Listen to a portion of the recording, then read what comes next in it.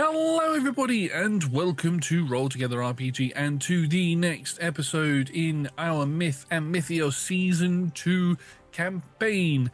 My name is Josh, I use he, him pronouns, and I shall be your game master for tonight. And as you can see, I am joined by two new lovely people. One person that you may recognise from Season 1, but another one who is brand new altogether. I'm going to get them to introduce themselves now, but not their characters just yet, because there might be some surprises in store.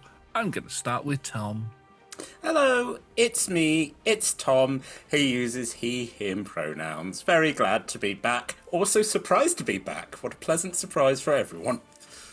Very pleasant surprise. And then we have Scarlet. Hello, it is I, Scarlet.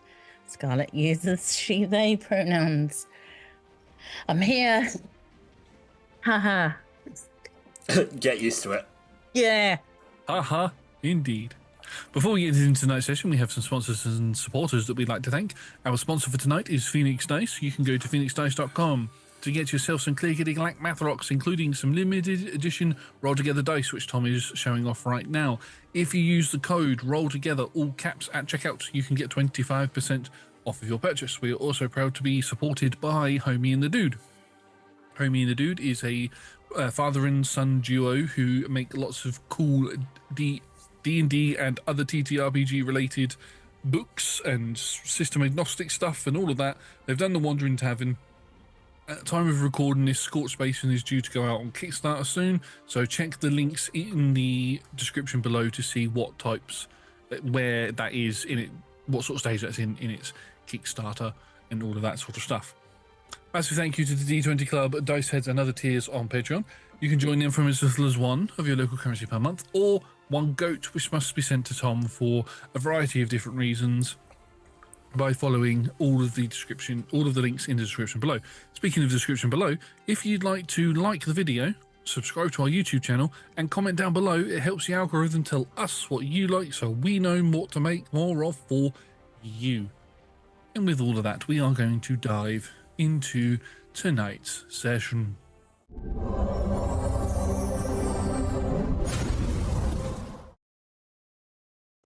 We're not quite sure how much time has passed. There is a eerie green glow in the room that we're in. There's a river flowing next to this room. One side, it's got three walls. One wall has a door on it. Another, the wall that is missing has a glowing ethereal green river flowing next to it. And we can see a figure stood chained to a wall looking at that particular river. She's there with her darker coloured skin, sort of bark climbing up her arms, big bushy hair that was probably once very viney and up and prim and proper, but is currently draped over her face, wearing lots of greens and leaves that look like they've begun to wither and die on her body. And while this figure is there, the door opens and in steps a figure with a red bandana on his head. Tom, could you please tell me what Orpheus looks like? Orpheus is a tall, slight man, sort of quite pale-skinned, dark curly hair. It's like tinges of red, as is common in Thrace, which is where he originated. I mean, he was born in a grove, so it's magic. I'm going to say this young man still has the tattoos of his own fate, which, starting on the left, is the head of a snake that runs all the way up. And if he was ever to take his shirt off, which he won't, because he's in polite company, on the back you see the snake, the guts ripped out to form the strings of a lyre, as it flows all the way down the back, up, and the tail up on his right hand. There is a sunken look to him, and even a slight sort of. It looks like he's recently had a shower, which he's not. But there's a dampness to this boy. Josh, did the gods take my lyre away from me? There was a physical implement that was on Elpenor when he died, so yeah, there's no lyre on you. In fact, actually, there is a lyre on you, although it's not the lyre that Elpenor is used to. It is a different one. What would Orpheus's one look like? So, Elpenor's, as I said, was formed from the shell of a turtle and stringed, as this was the first ever lyre in creation, the one that Hermes traded to Apollo, and then Hermes stole and then gave to Elpenor, as was. This one is a more traditional, like... This is like if someone had gone to a costume shop and was like, we're going to get this guy a lyre. So it's painted wooden to look gold, the strings. I think it's probably like some other poor bard who met a terrible fate that, trying to go through sticks. They were like, there you go, we got that. So yes, he's got this golden wooden lyre hanging at his side. He's barefoot. They took his boots. They let him keep the headband, though. Surprise, it's me, Elpenor. They took all my lovely stuff, including my life. The one thing I thought, they can never take my freedom, but sure have. I walk in, and there she is. How long's she been there, Josh? You can see this figure sort of draped up against the wall. There's a very etherealness to her, like she's maybe some sort of a spirit. But as you walk into the room, a figure walks in behind you. Scarlet, could you describe what your character looks like, please? What, of course? I'm French. Not French, but we're there. Imagine a athletic build, skinny athletic build, with very curly hair, up short, very messy, also with a headband gang. Have very short sleeves, so got little guns on them, and very patchwork, dirty clothes. Do you have shoes? Did they let you keep your shoes? No. We don't need them. Just keep stepping on rocks and go, oh, wait, no, I'm dead. Again, for you, there is a kind of transparent look to you as well. As you stand in certain lights and you can be seen through. Same with this figure that's chained up to the wall. As you move over to the figure, Orpheus, you recognise this figure straight away as your one true love, Eurydice. Did I know she was going to be here? You came here specifically to get her. Great. Because she died. Yeah. Right, okay. I know it's a surprise, but we're going to get you out of here. I walked my way into this place. My associate here is going to help you get out. We're leaving. Okay. Yes. Just be careful. Always. It's good to see you again, my love. It's good to see you as well. Right. I turn to look at my associate. I will need your help to break the chains. Yeah, sure. That's what I'm here for. I mean, just so you know, the romance in the room just made the air thick. Gonna make me blush. We are truly, deeply in love. Oh, yeah. Feel that. He just looks at you with complete, like... yeah, no... Anyway... The lyre comes out, and there's just a... that's basically, you've now got bardic inspiration. So please add a d6 if you need. Tom, can you please take inspiration? Boing! Yes, yes, feel it. Yes. Yeah. The temptation for me to just give you inspiration for the rest of the season for that. I'm gonna have to, for future Josh is gonna have to have your camera zoomed out at that point so everybody can see that. I'm just not expecting that. Did you buy that specifically for Elpenor? Oh no. So I have this. The actual lyre is currently in a shop somewhere. It's actually here now, but we were doing this recording, so expect a lyre for the next recording. I fully expect one of those to appear when you play Bram next. Oh yes. That'll timestamp when we record these things, Yeah. when Tom does that. Anyway, yes, that completely threw me. What was happening? I have basically given bardic inspiration to.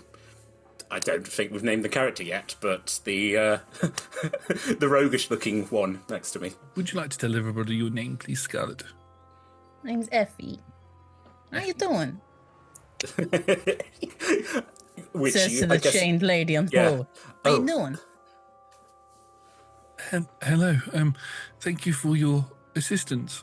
Hey, forget about it. Let's have a look at those chains. Come on. Could you make me a thieves' tools check, please? This will be, if you are proficient with thieves' tools, this will be sleight of hand with advantage. If you're not proficient in thieves' tools, then it's just sleight of hand. Come on, rogue. That's a 14. It ain't bad. It ain't bad. It's better than I could do. I'm a ghost over here. Yes, you are. It is very fiddly to fiddle with actual chains. Eurydice's form is completely transparent-esque, spirit-like yours is, but the chains are physical, like the walls are, like the floor is, like Orpheus is, and it takes you a moment. It's very much like Patrick Swayze in Ghost, where he has to teach himself to be able to actually grip onto things. So it takes you a minute, but you're able to unclick one of the chains and it slops down, and Eurydice's one arm falls down, and then you move over to do the other one. You pass the check fine, but because it was a slightly lower result, it just takes you a bit of time to do it. But as the final chain falls down, Eurydice goes to fall on the floor because she was quite dang. You go to catch her and she goes right through you. Ah, yes, ghost. Yeah, ghost. Right. But you're free now. We should probably get out before the dogs notice. Can I touch her? You can touch Make her. contact. Yeah. Hey, come on, doll. Up and at him. Thank you. And Eurydice sort of gets up gingerly and begins sort of hobbling along, and you can begin making your way out of this. Well, it's a prison. Let's be honest. You walk outside and there are cells upon cells upon cells to your left, to your right. Various different spirits are inside of there. They weren't your main concern. This one was. You begin making your way out. Effie, you know the way like the back of your hand. You've travelled these halls many times, so I'm not even going to get you to roll a check, but you can lead the way with Eurydice on your shoulder. As you walk up some stairs and you open out into a large, almost like foyer room. Tom's going to get this reference straight away. On the right-hand side, you can see there is a large desk, and then there is a large corridor that leads down to what looks to be an entrance or exit. And as soon as you all step out onto that, you hear a loud slam on a table. You walked past this a little while ago and there was nobody around. The hall was completely empty. No spirits, no newly departed from the living world, just arrived in the underworld that have just come from the River Styx.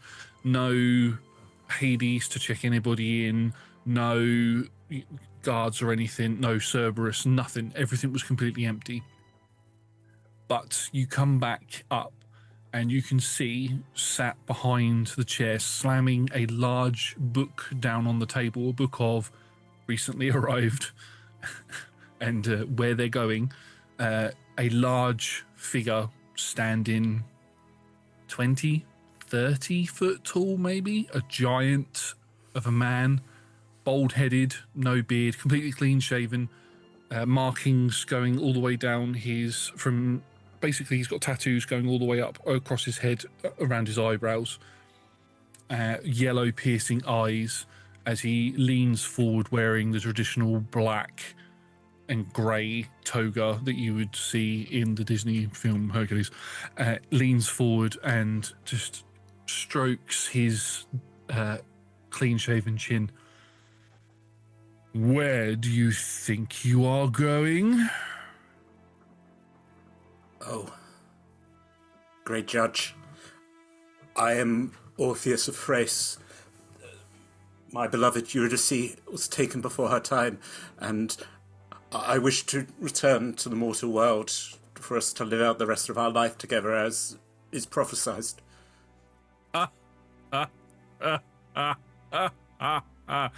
You foolish mortal, you travelled all the way to the underworld to save someone you love?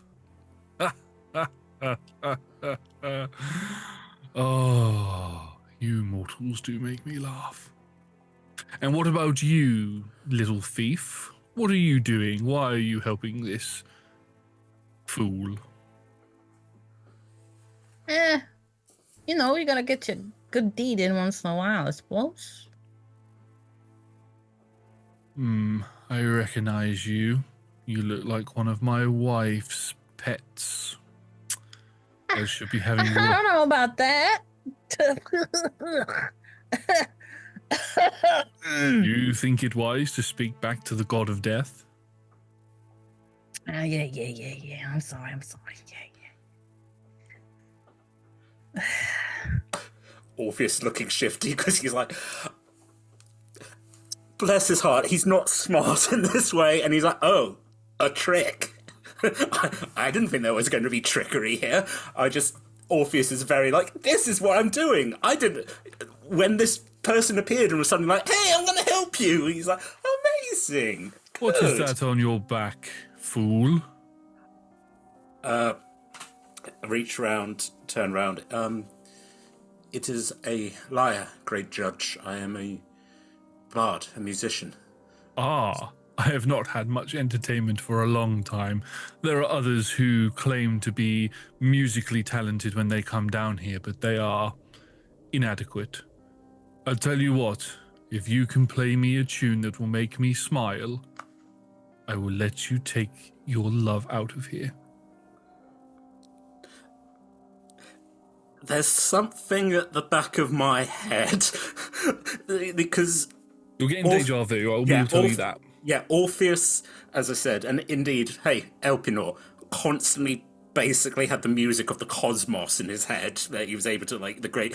And there's something like the song in my head is getting frantic, and I don't know why, but I am the greatest musician that ever existed and a great storyteller. This is fine. I will tell you now that you are getting a major sense of deja vu from everything that is going on around you, except for Effie. Yes, that's... Effie is a unknown factor to you. It's not something you've experienced before. I mean, it's the first time I've been here. That's... yeah. I have the... Because of narrative, and also because I have the lucky feat, I'm going to give myself advantage on this. It seems to make sense as show me what you've got. Come on. The temptation to get you to recite something on the fly right now is real, but I'm not that mean to you. 18. I think that's enough. Yeah. Yeah, so with an 18, he smiles. Yeah. He cracks a smile, but it's brief but quick, but you notice it. And I think, again, it's like the song I play is... And again, I'm going to be a bit of a suck-up. It's a song of a garden. And the song of venturing to find the woman you love among the flowers. Again, like in Hades Town, you end up playing the song for the audience you've got. So yeah, it's an upbeat and beautiful song of a meadow and flowers. Yeah, and as I say, you watch him crack a smile at that. Huh. Impressive, you are quite skilled. I will keep to my word. You may take your love and leave this place. Thank you, great judge. You are a kind and... He starts crying a bit. Thank you. Thank you. And I reach behind for her.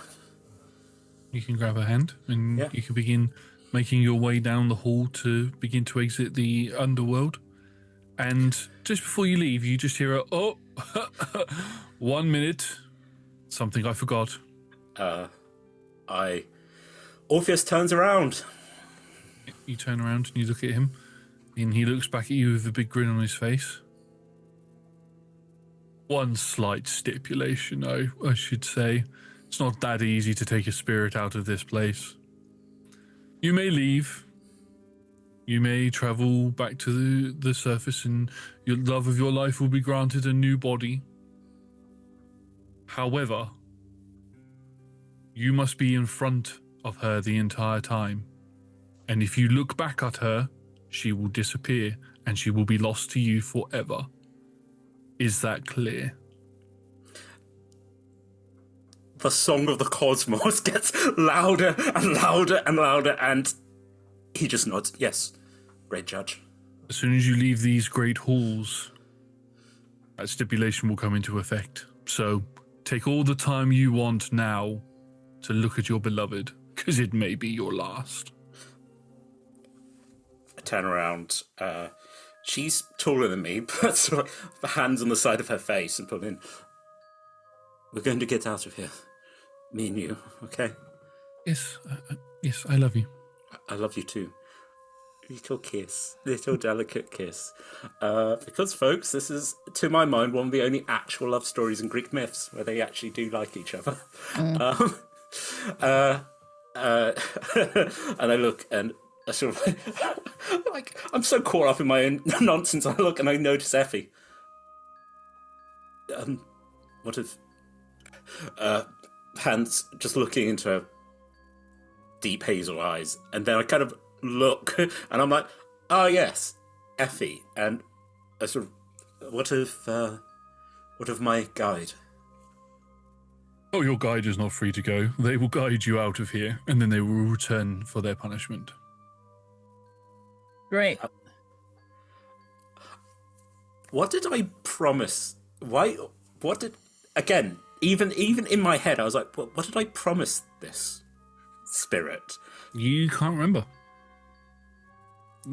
Trying to think back at that, both of you. Yeah. You trying to think back about what you promised to Effie. No idea. Effie, you know for a fact you're not supposed to be here. You just... Hey, I'm a big part of the story, okay? They're going to be singing about me for generations. All right.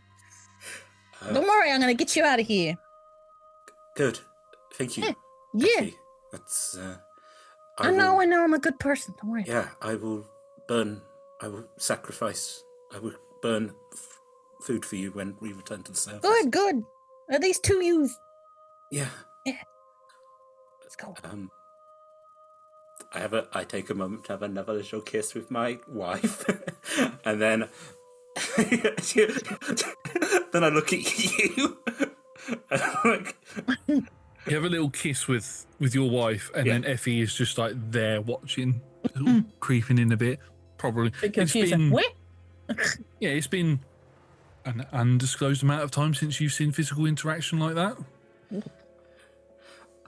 Of course, I can't touch my wife, so I'm just kissing the air. It's cold. It's very Casper and Christina Ricci's character, whose name I forgot in Casper. I mean, well done for remembering it's Christina Ricci. That's just remember the actress name. Can't remember the character she played. Little girl number one. Yeah. Have a moment looking at Effie. Just like, right. Don't look back, yeah? Just follow me. Never. I'll get you out of here. I nod and turn. You turn and you walk out of the doors, and as you walk out the doors, you feel like this gravity. You feel something weigh you down for but just a moment, and then you carry on walking normally. The effect, the stipulation that Hades has put on you is now in effect. You need to lead the way out of here, Orpheus, because Eurydice is still weakened. So Effie, you're going to have to help Eurydice climb out. Oh, yeah. River Styx itself is not...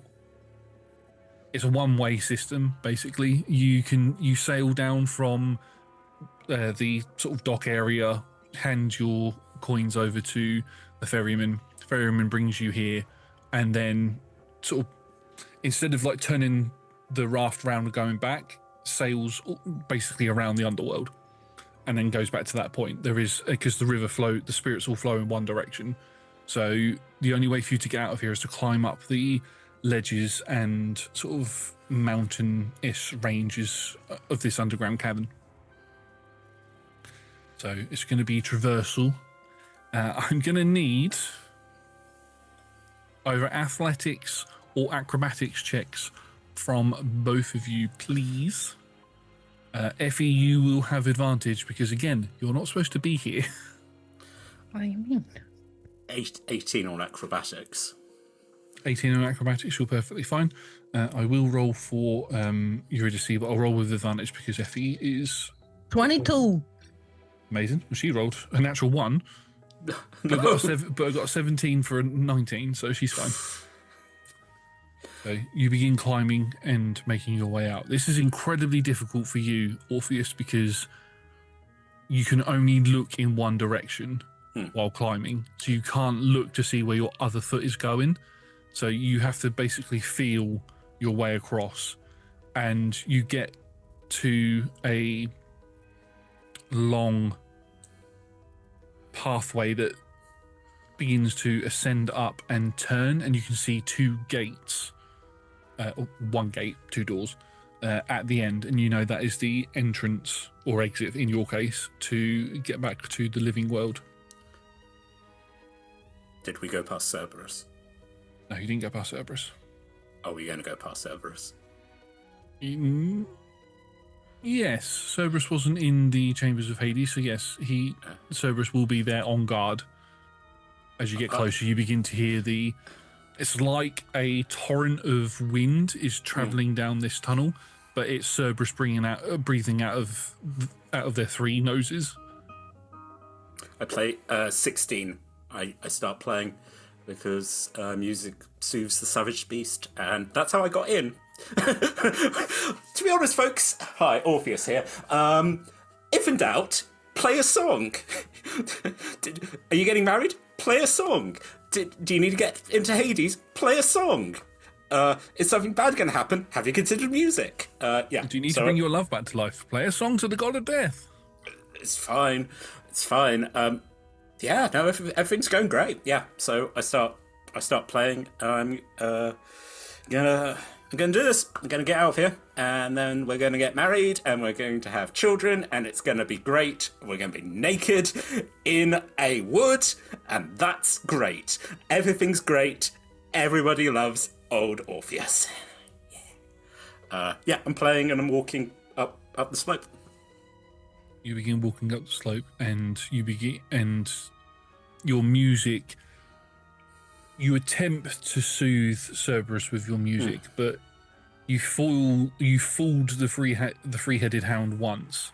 Unfortunately, the second time you don't fool it, and as you begin to make your way towards the gate, Effie, you feel this burning sensation over your body as like chains, manacles begin to form around your wrists and around your neck. And as this happens, the Cerberus comes out, and Cerberus is humongous.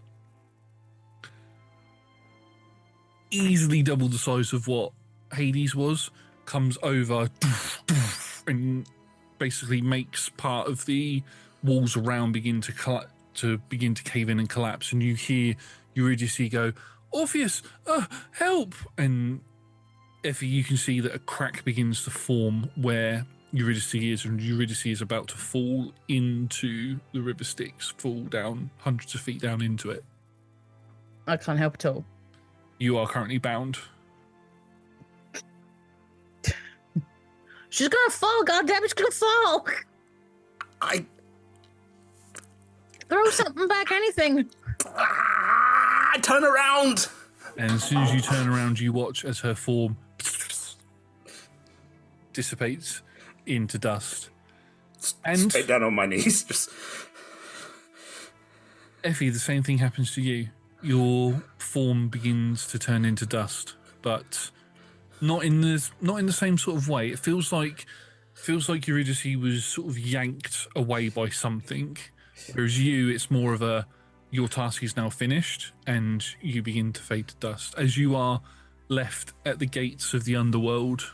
Orpheus, you begin to hear an echoed laugh around the chambers. It doesn't matter how many times I see this for myself, it is so much fun to watch you suffer. And then everything sort of zooms in around you and goes white, and you open your eyes in a sort of deep breath motion, and you can feel your hands are chained to a wall. Your body is transparent and undead-like. Stood in front of you with their finger poking into your head is this, to start off with, a solid humanoid form, not dead, but wearing pink and red gowns, like a pink and red overflowing gown with lots of flowers on it, beautiful blonde and white hair that basically descends down to just under her buttocks.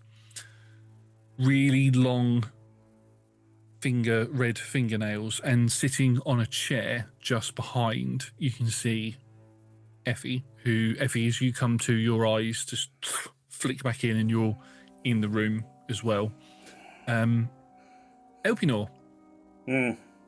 you were reliving a past life with Persephone was forcing you to relive it, and Effie had been sent to guide you.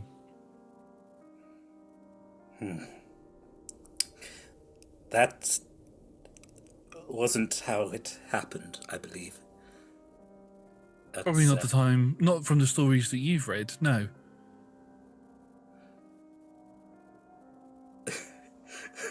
Slightly sort of swing around to look, and who exactly are you, Thief?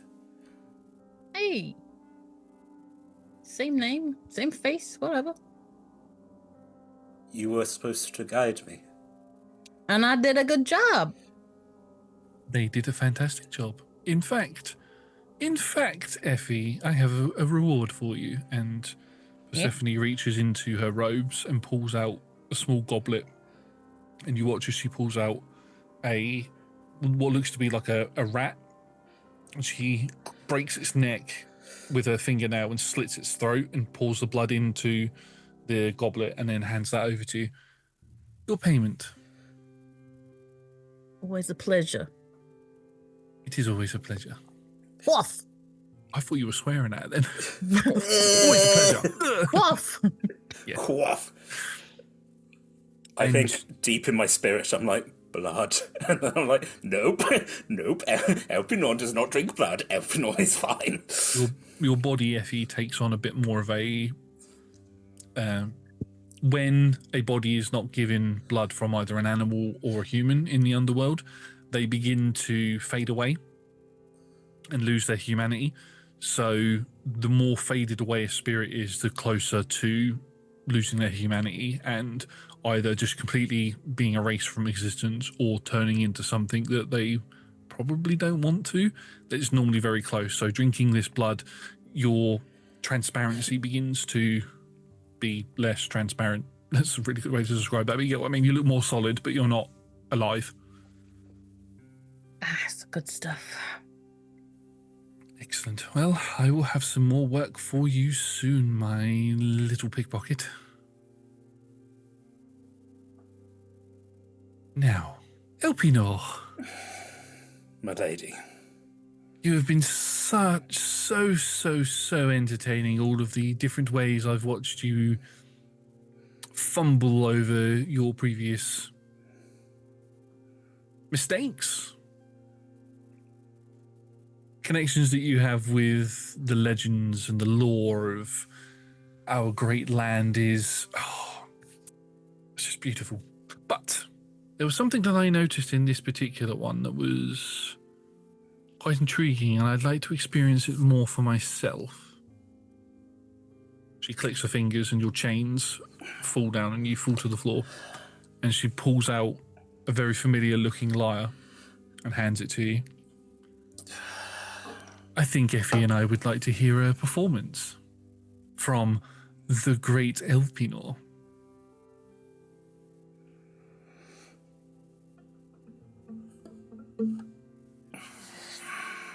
I am now finding any excuse to get Tom to play that as many times as I can. The fun thing, folks, is I got given this because it doesn't stay in tune, which I think is really funny for like this great musician. He's just like, I can't tune it. I just, he looks really angry at Effie, and then just, I helped you out. I've always hated snakes. And I begin playing performance. It's a 14.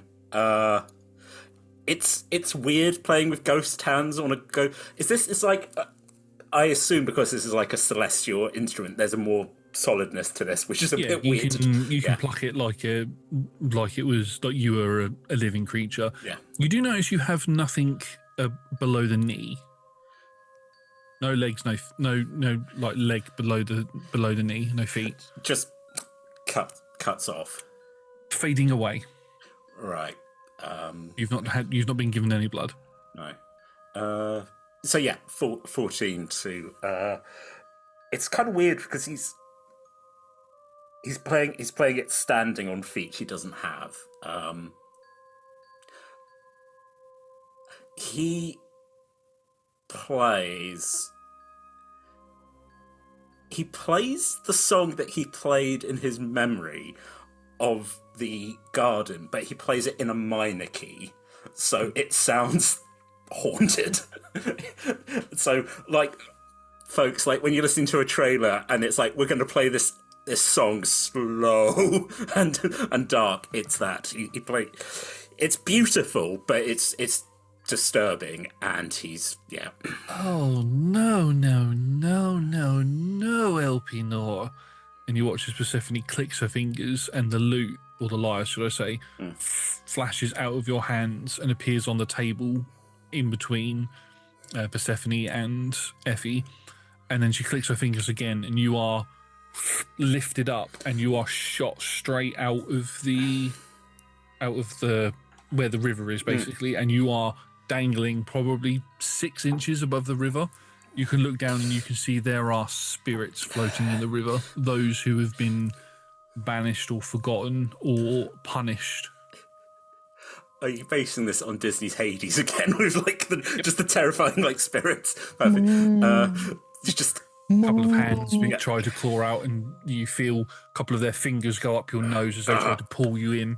Just a little bogey. Go on then. Go on then. If you want to destroy me, do it. Clicks her fingers again, and you were brought back. No. Like I said to you before, I detest you humans, so I'm going to have my fun with you for as long as I can. We hold you in such high esteem, though. You bring spring and summer to us. Why do you think we don't despise you, my lady? You might not despise me, but I despise you. I have been wronged by your people. I have been wronged by my family. I am alone down here, all by myself. Even Effie here would stab me in the back if given the chance. Summons a dagger and places it right down next to Effie. Making eye contact with Effie. And flick. Considering what she just did to your pal, I ain't touching nothing. But they are far more intelligent than I give them credit for. Lets you fall to the floor, so you're at her knees. And that is where you humans should be, on your knees, begging.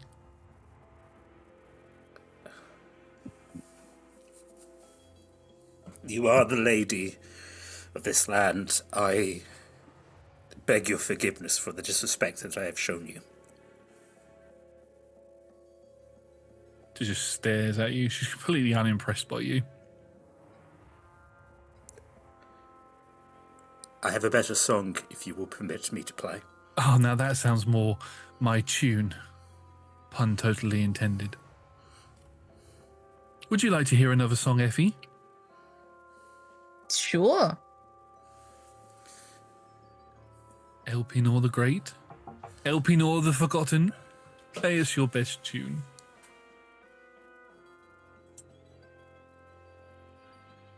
$23. Any requests? Don't think about it. Play what is in your heart.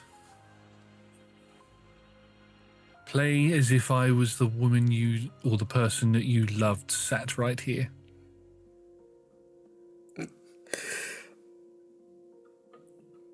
There is an image of a dryad with her long hair flowing, and then that image in his head transforms into a tall, slight, muscular woman with dark hair and a spear, and he begins playing. Now you're getting it. Yeah, he plays the song that he played for Phig back in the Grove. The one about the unfallen. Yeah. And he doesn't sing it, but he plays the song. It's the song that pissed off a god. And now he's playing it now. Pissed off the Queen of the Dryads. Yep. Pissed off my wife. You play this song, and I mean, how receptive are you to music, Effie? Would this be the sort of thing that would move you, or is it like, yes,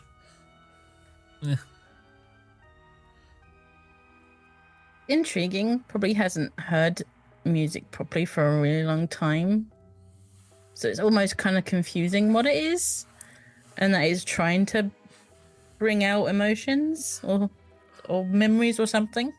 I also think that, I don't know how long you've been down here, but you get a flash of like a happy memory of life, just fleeting. This is sort of like, this is the thing when he plays, people sort of hallucinate. You see, sort of it's like synesthesia. You see colours and smell. I think you maybe smell for what may be the first time in decades. Yeah, it's not just that. As you play, we watch. You can't see this, Elpenor, but Effie can see this, and so can Persephone. That as you're strumming the lyre, and as the tune that you're playing sort of gets to its sort of apex, golden. Every time you string it, like a golden vibration comes off of the lyre and sort of echoes around your body, and as that goes around your body, a little strand of your soul begins to pull off, and as it does and floats up into the air, it's almost like a projector, and a memory flashes up. And Effie, you can see a moment where Elpenor is stood within this large tree. There's a woman, a dryad, stood sat on a throne, looks very similar to the one in the vision that you were just in, but slight differences. Like her skin is a darker color. Her hair is more tied up in sort of like a afro sort of ponytail type thing with lots of vines around her. She's got like a leaf and vined crown on. You can see a young boy, probably 15 or 16, with doesn't look native to Greece whatsoever, picking up a golden curved sword off of a bench. You can see Elpenor playing this exact same tune, and it's like the image is playing it in beat with how Elpenor's playing it. And stood back from Elpenor probably 1 or 2 paces, just to his left, there is this woman standing 5'10", 5'11" tall, with a owl, with a round shield with iconography of an owl on it and a spear on her back, and you can see that her eyes are beginning to well up at the tune of this music. There's also a satyr that seems to be running around crying at the sound of this music, but we'll gloss over that for the moment. Also, I think there wasn't a dwarf there at the time. He'd left at that point. Yeah. Hey, we're just trying to keep track of the people. And then you strum again, and another, as the song takes on a more solemn turn and a more sad turn, as it seems to be, as Elpenor is going through his memories and feelings, another strand comes up, and you watch as it flashes open, and Elpenor is stood in front of what looks to be 3 large bird houses up in a tree, and he stood at a door with his hand up against it, and he places his head up against it, forms his hand into a fist like he's going to knock, but then opens his hand again and pushes away from it. And you watch as an owl flies in through the window as that happens. Strum again. One final memory comes up, and that is of Elpenor stood at the top of a cliff. This woman stood in between him and the woman you saw before on her knees, cut and bloodied. And this other woman is stood there. For you, it's strange because you can see that it's Persephone, but she is wearing somebody's skin on the surface, a white-haired witch of the wilds with red blood marks over her body, and then you just watch as she flicks her wrist and Elpenor falls off of the cliff and begins descending down.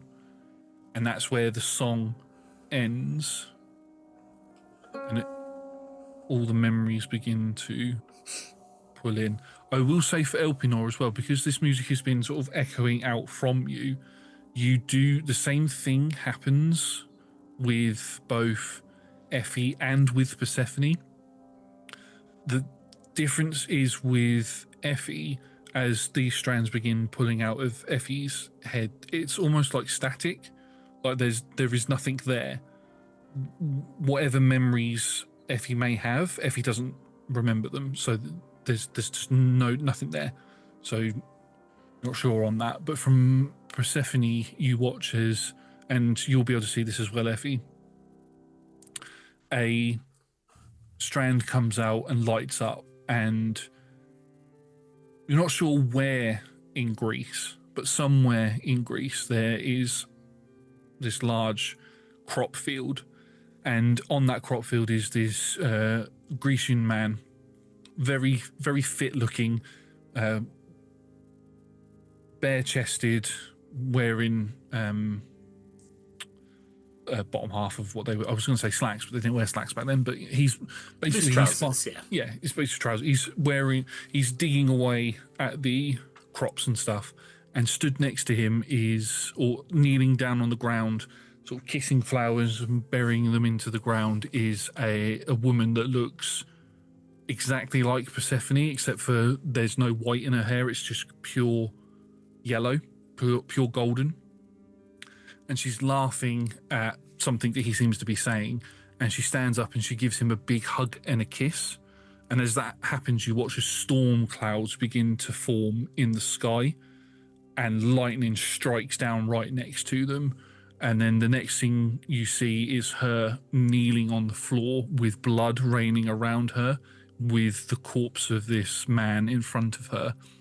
And then standing next to her is Hades, who grabs her, picks her up, and just takes her away.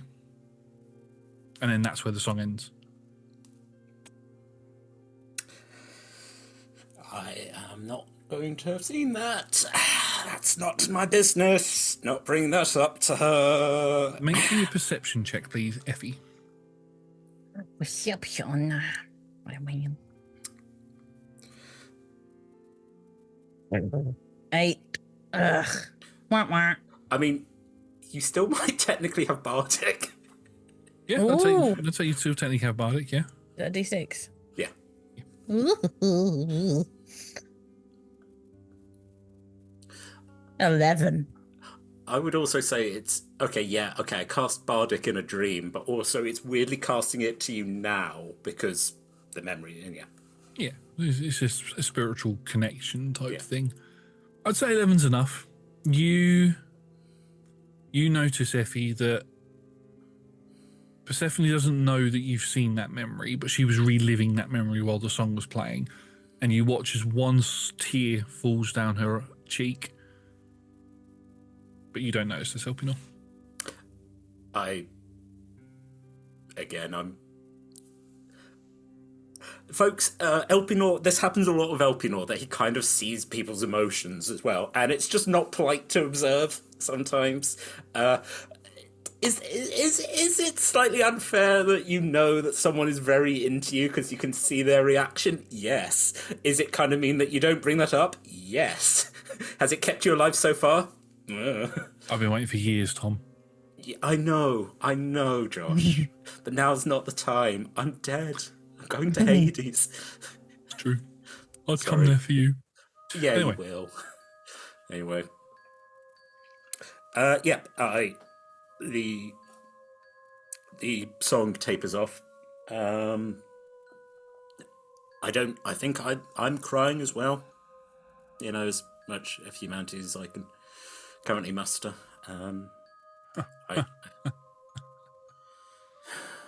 Well, Bard, you've definitely outdone yourself.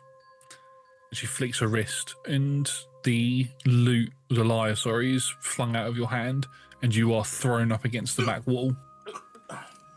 She twirls her hands around, and like vines, the chains come round and reattach themselves to your wrists.